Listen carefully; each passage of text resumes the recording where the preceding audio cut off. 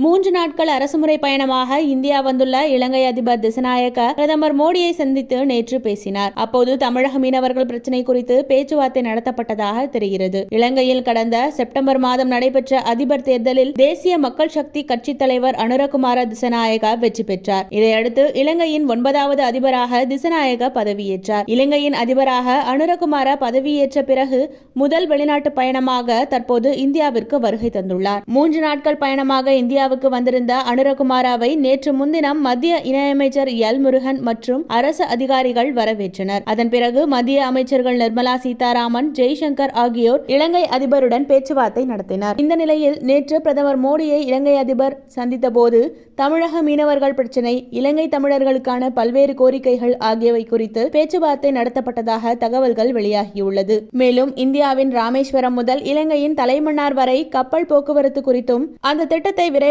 செயல்படுத்த உள்ளதாகவும் பேசப்பட்டதாக தகவல்கள் வெளியாகின. முன்னதாக இலங்கை அதிபர் அனுரகுமார திசாநாயக்கவுக்கு ஜனாதிபதி மாளிகையில் அணிவகுப்பு மரியாதை அளிக்கப்பட்டது.